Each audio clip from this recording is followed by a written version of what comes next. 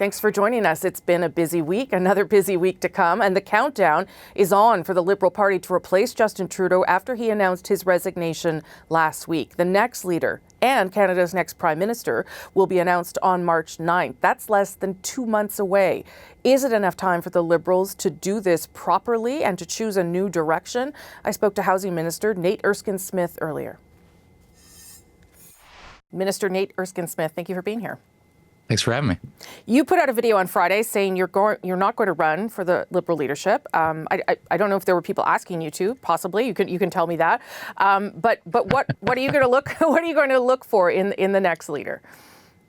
Well, those who want to check it out can watch the full video. I put it up at uncommons.ca, but the idea really there was to call for a campaign of ideas if we're serious about renewal. And we need seriousness and competence. Competence, as I say, is an underrated value in our politics, especially when we look across the aisle. We need serious and thoughtful politics to stand against, I think, in stark contrast to what we see across the aisle.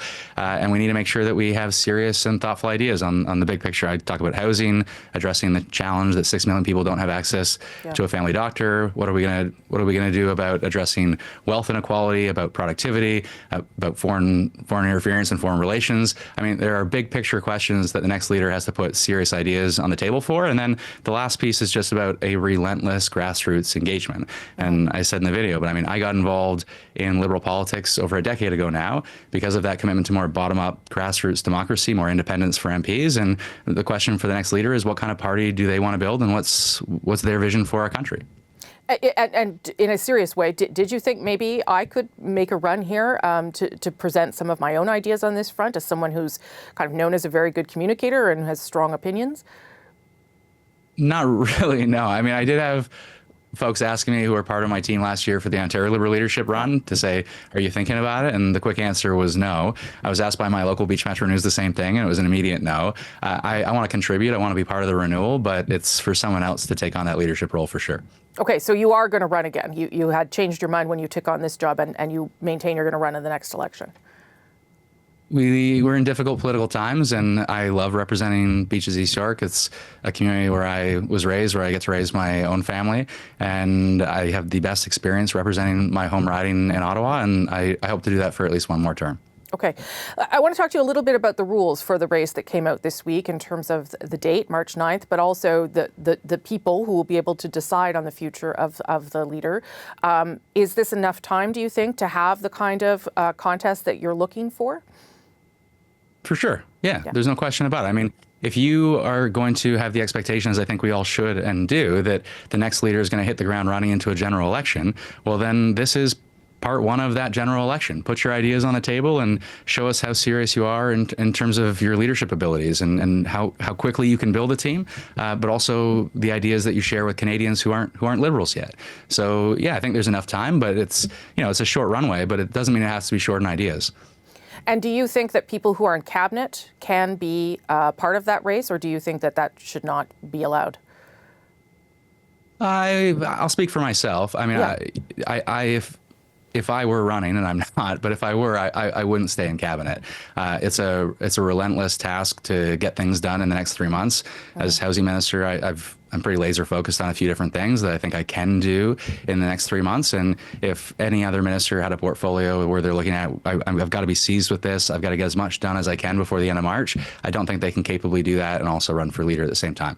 Okay, well, I want to ask you about your portfolio a little bit because, you took this job not knowing really how long it would last, and now you have a sense. So I'm sure you've made a list of sort of your own priorities for the country. Are there also things that you see that you want to move up the timelines because you can get things done? This is a project that I think I can get done by then, and what would those be? Right. So Sean Fraser, my predecessor, put in place a number of programs that are excellent and moving us in the right direction. And you look at the Housing Accelerator Fund that Poilievre wants to cut, even though that's the fund that addresses gatekeepers and red tape. So I'll be sort of the cop on that file, policing deals that we already have with municipalities. In terms of what is new, though, I think there are really two areas that I'm squarely focused on. One is pulling dollars forward to do more on nonprofit and social housing in particular. I want to see a level of ambition on social housing that we really haven't seen up. we lost when we headed into the 1980s. And the second piece is there's a housing infrastructure fund, and I think there's a lot we can do on infrastructure enabling opportunities for housing in particular across this country and here in Ontario. And so I'm really focused on getting deals done on that front over the next 3 months, and I think we're going to be able to it so long as we really push the department and push ourselves to have an expedited timeline. One of the things, obviously, that has been a big topic of conversation this week is facing President-elect Trump. And I think there was or is some criticism of the Prime Minister and his timeline in terms of the risk to the country now, given where we're at. Do you think that the Prime Minister is equipped to handle Donald Trump, or do you think he kind of has a target on his back now, given the fact that he's going to leave? Well, I think we saw the Prime Minister stand up for Canadian interests when there was the first Trump presidency, and he did so successfully. I think it's less about the Prime Minister individually, and it's more just about the individual political circumstance we find ourselves in now, where back then there was unity across party lines, and there was really a Team Canada approach. Obviously, on the precipice of an election, and we were always going to be on the precipice of an election in 2025, there isn't that same unity, unfortunately. And so we do need to pull together as best we can. I think it was really important, actually, that the Prime Minister stayed on as Prime Minister so that we had that stability, especially heading into January 20th. But we just need to, at all times, and we see some of this with premiers, but we need to collectively pull together, stand up for Canadian interests, push back against the tariffs for sure, but also remind our American friends that this is the most productive relationship in history between any two countries, and we should be building upon that success, not undermining it. Sure, but it does feel like we're dealing with a different level of threat than we did in the first Trump administration. I'm sure you would agree. And so the approach and the conversations that were successful the first time, I'm not sure that that's going to work this time.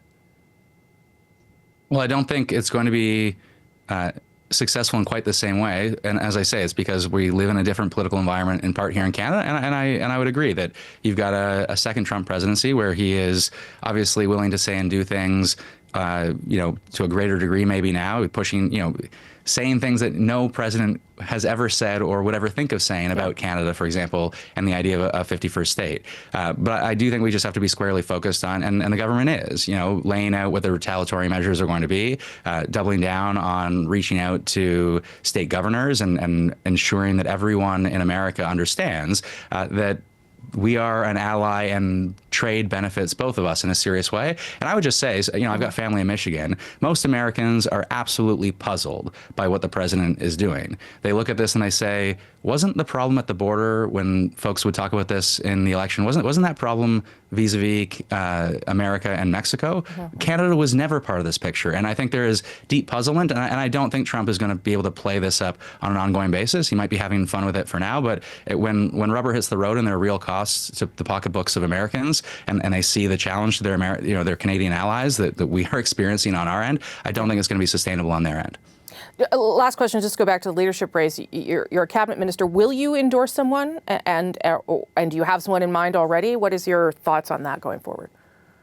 I don't have someone in mind already. I laid out the ideas that I did on Friday vis-a-vis the video. I mean, I laid them out because I want to see this race to be about ideas. If we're going to have serious renewal, people need to see themselves in our next leader and our party. And we need to ask ourselves, what kind of country do we want to live in? And how are we going to offer ideas that stand in contrast to what we see in the slogans we see across the aisle? What solutions are we going to deliver with seriousness instead of simple slogans? So I'm going to certainly wait. It'll be a short timeline. Yep. So, we're going to see the field develop over the next week for sure, the next week and a half. And when we start to see people put ideas on the table, I may well get involved. Okay. Minister, nice of you to make the time. Thank you. Thanks very much.